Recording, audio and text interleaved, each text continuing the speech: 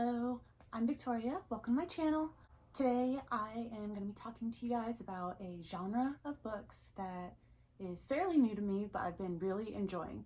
So I have tried out now 45 different LitRPG series, whether that's I actually fully read the first book or tried it out for a while and it wasn't working for me and I ended up DNFing it. I'm counting all of that, and today we are going to be talking about the 10 books out of those that I am interested in actually continuing the series. But before we get into that, we have class. I made a whole little board. Let me try to get this lined up properly for you guys. And I'm going to apologize now. I can tell that if you're looking at this on your phone, you probably won't be able to read these very well, if at all, but I will be talking about them, so it shouldn't interfere too much. But I did trick you a little bit because we are not just going to be talking about LitRPG. I said that in the title and at the beginning because I feel like that is the most well-known term and it's kind of used as like an umbrella term, but it actually is a little bit more complicated than that. So we're going to use my Sharpie as like a little pointer. So first we'll go with the simplest, I guess, one, and that would be progression fantasy. The most basic way to explain this is get stronger, get stronger, get stronger. The book or the series, it's just about, well, I wouldn't say it's just about, but like at the core of it, it's you're constantly aiming to get better. If you watch anime, basically any popular shonen anime is a progression fantasy. So like, you know, Bleach, Naruto, all that, it's like you get strong, defeat a bad guy, but like, oh, there's an even bigger bad guy, and then you have to get stronger. You know, it's that continual progression. And I don't know, I've only read the first book of The Way of Kings, the Stormlight Archives, but I know that that series is considered a progression fantasy from what I've seen in like forums and stuff. So in this community, it would probably be the most well-known one. But also if you look into progression fantasy, you'll see like cultivation, which is a lot of like martial arts type things and like things with like chi and stuff like that. But there's other niches of it as well. Then over here we have Gamelit. So when people say LitRPG, a lot of times they're thinking about Gamelit as a whole, but that's not all that it is. So Gamelit is just a story that works under game-like circumstances. You know, like there's elements to the world or the plot that represent or are similar to games, whether that's video games or tabletop games. Now, over here, this is the only one that I have no experience with, and that is Lit FPS. So that is literary first-person shooters. Those are a type of video game that I don't really like, and I also don't really like military novels, so I just have not delved into anything in that subgenre.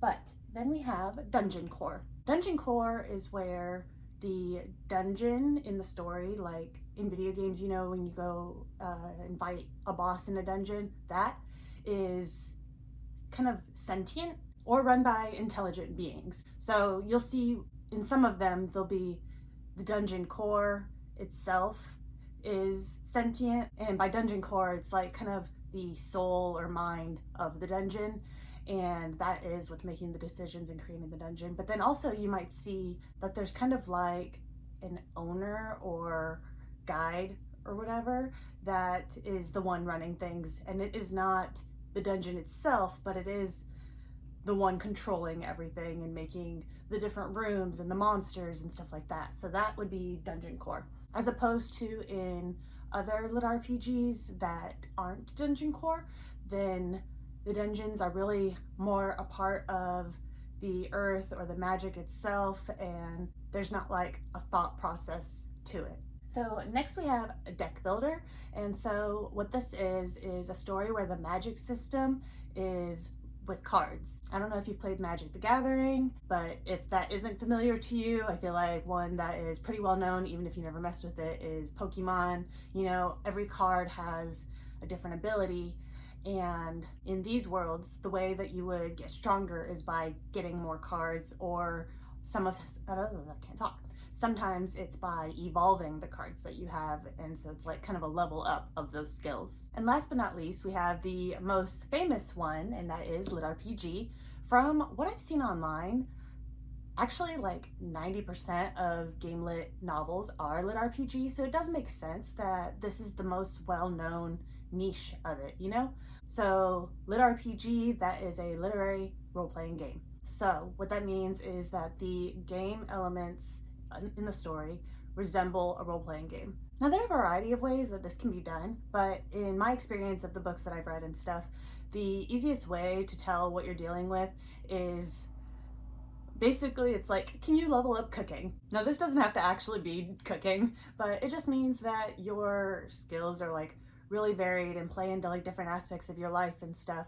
So a lot of times you'll see things like a stealth skill, a cooking skill, leather work, you know, it's like a lot of these stories do skills that cover basically anything, but that's not always the case. Now, the last part that I wanted to talk about before I get into the books themselves is over here.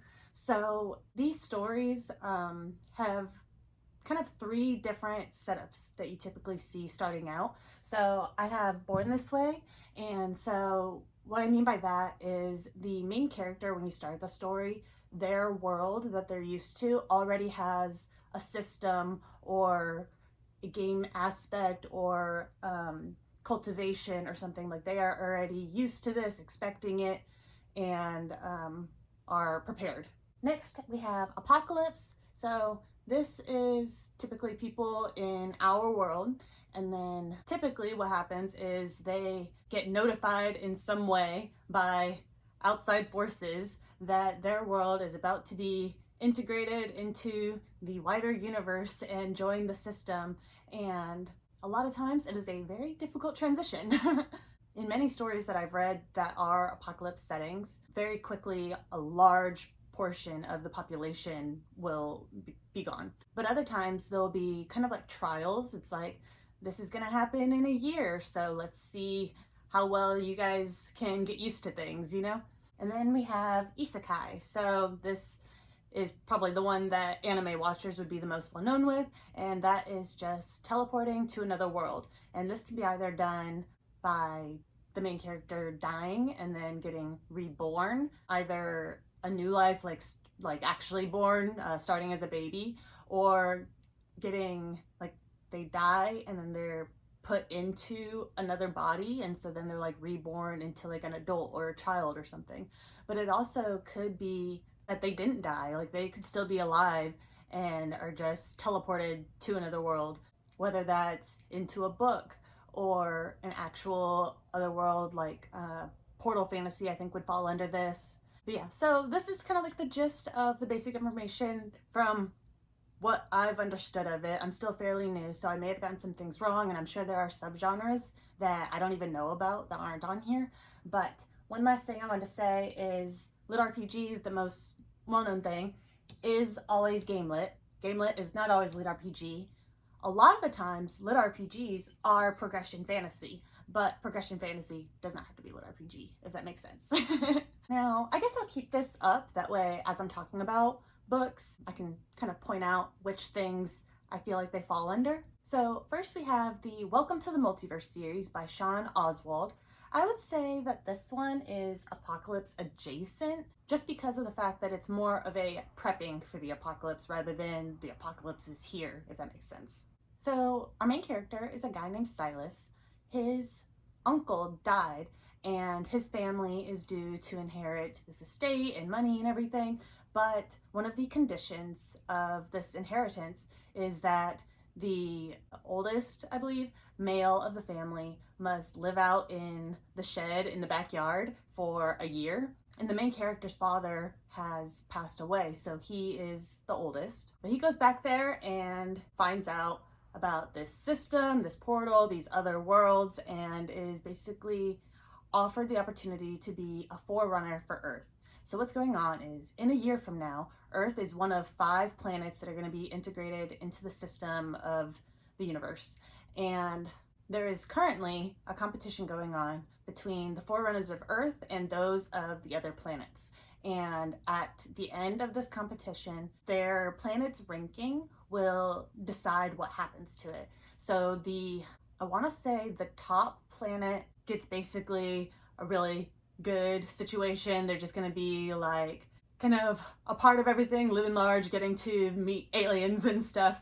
And then the second and third place will become a dungeon planet. So dungeons will pop up, monsters will be everywhere, aliens will be coming to Earth in order to go to these dungeons and stuff. And then planets 4 and 5 will become resource planets. Basically, they're going to be obliterated, like everyone's going to die.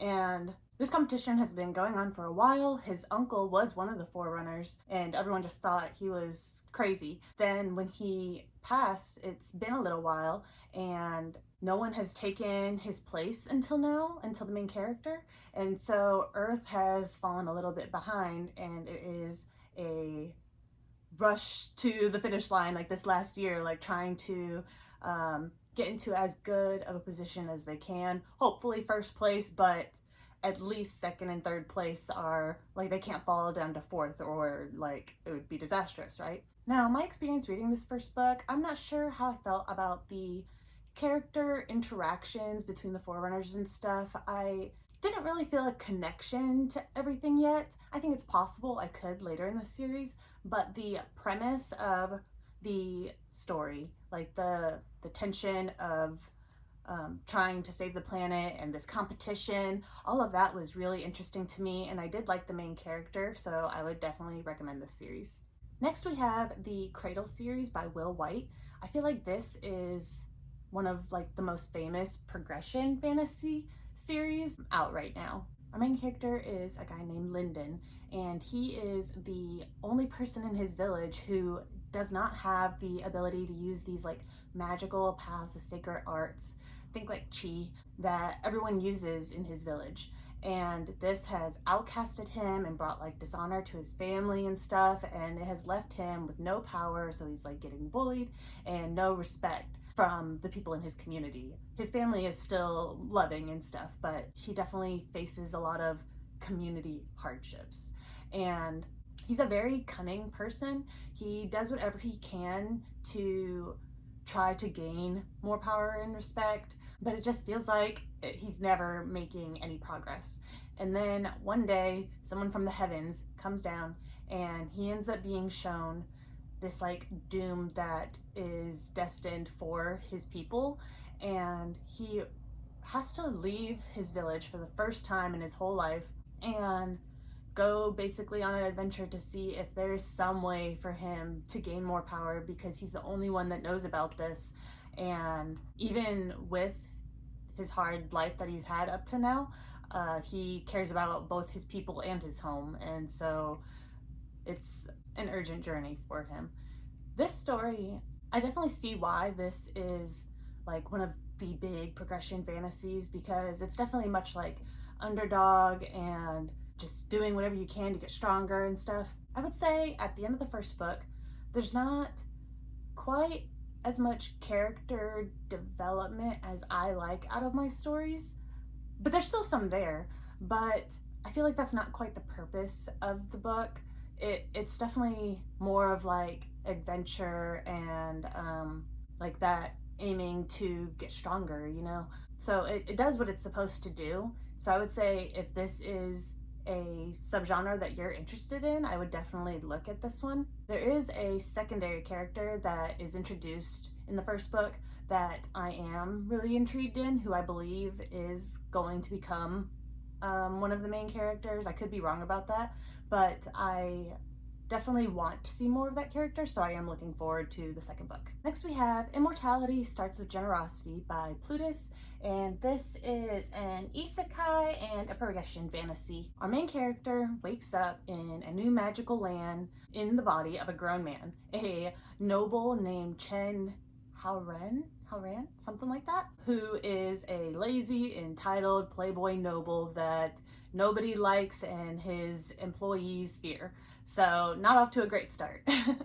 And he has no memories, no allies, and no idea what's going on. But one thing that he does have is a blessing that when he gifts something to someone, he receives like 100 times better version of that thing.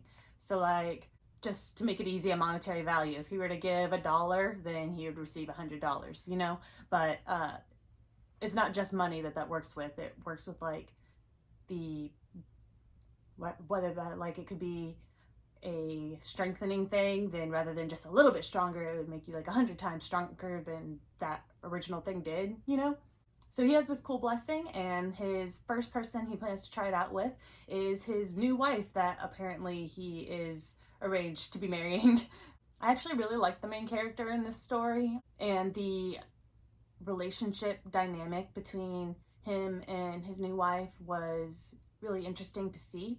And there was also like some politicking stuff going on, and I love that kind of stuff. So this was definitely right up my alley.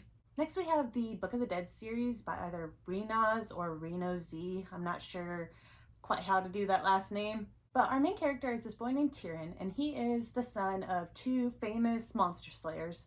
And he also has a good talent with magic and is a really hard worker and book smart. So he is definitely expecting that during the ceremony that teenagers have when they go into adulthood and stuff, they receive their class. He's definitely expecting that the gods are going to give him a magic class. But what he is not expecting is that he's going to receive the outlawed class of Necromancer. This is an illegal class, and he has the option to either get it like removed, and then he won't have a main class and he'll basically be debilitated for the rest of his life, or he can run away and try to get stronger before he's caught and prove that even with an evil class, he can still do good. I really liked this one. I liked the main character's personality, and there was also quite a bit of humor in this book that I really enjoyed, especially once we got to the end part. There was stuff happening that I found really funny. I don't know. But next we have the Wraith's Haunt series by Hugo Huesca. But really, I feel like the series should have just been called the Dungeon Lord series, because when you look at the titles, they all say like Dungeon Lord, and then even the later ones it's like Dungeon Lord : something, you know? So I don't know why it's called the Wraith's Haunt series, but this one is a dungeon core series, and I would say that it still has like some LitRPG elements if I'm remembering correctly. But our main guy, Edward Wright, is offered a new life with great power in a fantasy land, but he is offered this power by like the dark god basically, and the power he's been given comes with a cost, and it is that he is now like one of the strongest servants of this dark god. He is a dungeon lord. So our main character is not down with this. He does not want to be evil. He plans fully to go against this god and do whatever he can to like oppose his plans. But he soon realizes in this new world that the light and dark are like not really so different. They both have like cruel and uncaring like monsters on each side, and even without that, the light does not want to give him a chance. Like, he is a dungeon lord, he is evil, you know? That is the view of things. And so the main character struggles with knowing how he's going to oppose the dark while not being able to be on the light side. And I really liked the morally gray complexity, like how to stay true to himself while being opposed on like any direction. I thought that was really well done, at least in the first book, and I am really excited to keep reading. Next we have the Elydes series by Drew Wells. This is an isekai LitRPG. Matt is reincarnated onto Tropical Island, so he is born there. And years into his childhood, he has grown to love both this island and his new family. He has people that he truly cares about, but he learns that this new world, this magical world, is way harsher than he thought in his first couple years of childhood. It is not as easily as a toddler and young child is prone to think. As he tries to do what he can to both try to fix things and learn more about this new world, he soon learns that the situation he was in when he was reborn is not an advantageous one. He is starting at the lowest starting point possible for the system, which means that it is going to be way harder for him to advance, and according to statistics, probably impossible for him to reach the level that he feels like he needs to, but he is determined that he is going to advance. I thought the world building in this story was fascinating. I really liked his new family and the island and everything, and the politics of what is going on over there is really interesting to me, and also the impact that it has on our main character. It's weird to see. One weird aspect though is seeing like a baby who can like consciously think and stuff, because he realizes that he's reborn like immediately and stuff. It's not like it took a while. It's grown man in the head with like a baby's skills and stuff. So it was kind of strange, but it worked in some ways too. It's just something to get used to, I guess. Next we have the All the Skills series by Honor Ray. This is a deck building series. So the description of this book when I was looking at it was actually really short. So I think I'm just gonna read you that. That way I don't risk giving more spoilers, and I feel like if it's that short, they summarized it pretty good, you know? It says, the most author could hope for was to someday earn a trash tier spell card. When fate grants him a Master of Skills card, he's thrust into a world of opportunity and danger. To survive and grow strong, Arthur must learn skills, all the skills. This was my first experience with deck building series, and I really enjoyed this. I tried one other series that I was enjoying, but ended up just dragging on too long, so that's why it's not one that I'm gonna be continuing. But this one I feel like was done really well. So this one, even though it is a deck building series, because of its dynamics, I would say that it also is a little bit of an actual LitRPG as well. So number 8, we have Hell Difficulty Tutorial Series by Serum, I think is how you say that. This is another one that I would say is like Apocalypse adjacent because it's a tutorial, but our main character Nathaniel, 20-ish other people, and a cute little corgi are on a bus, and then all of a sudden the whole group and the bus are transported into, I guess, like another world, where they find out that they are now in a tutorial for the system that is going to be integrated into Earth and everything. But crappy luck, they have the Hell Difficulty Tutorial. I'm sure you can infer from the name what that means. Most likely they're all gonna die is what they can tell, at least. Thankfully, Nathaniel has an insane talent for mana manipulation. If you aren't familiar with these dynamics, mana is typically what is used for magic. So in these LitRPG stories, you have stats, like in a video game, tabletop RPG, whatever, and in some of them you can personally allocate where those stats go into different skills or traits like intelligence and strength and all that. And our main character decides that his best chance of surviving and getting stronger and everything is to put all of his stats into mana. And it says, attribute imbalance be damned. It will either kill him before the monsters and his enemies can, or turn him into one of the most powerful beings within the system. Our main character is a little cocky. It can be frustrating sometimes, but other times you kind of relish in seeing him deal with that, you know? But he cares about people and does what he can and stuff, so I, even with that flaw, really liked him. And I also really liked the whole aspect of attribute imbalance and everything, like how different traits and stuff connect to each other. Think of it like if you gain a bunch of muscle but you have no flexibility, you're gonna have a hard time moving that muscle, you know what I mean?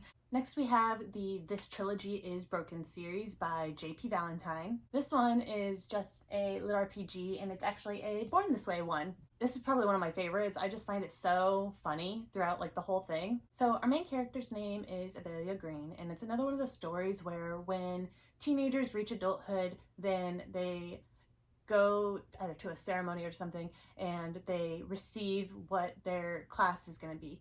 But in this case, what they're receiving is like their life quest. It's like the thing that you aspire to do, like try to complete in your lifetime and everything. And our main character is really wanting some adventure. She's been living in this small little town. She wants to get out of there. And her quest is to head to the next town over and buy a loaf of bread. She is so upset. She is miserable. She feels like everything she wants out of life is just gone. But one thing confuses her. This super simple quest that should be able to be done in a couple hours says that it is a legendary difficulty, which to her makes no sense. But then she heads out on her adventure, and bakers are on strike, goblins attack, bakeries explode or combust, and so seems like it's going to be a lot more difficult for her to reach her goal than she initially thought. Last but not least, we have one that I mentioned fairly recently, which is the System Universe series by Sunrise CV. This one is interesting because before the story takes place, it's apocalypse, and then we have isekai.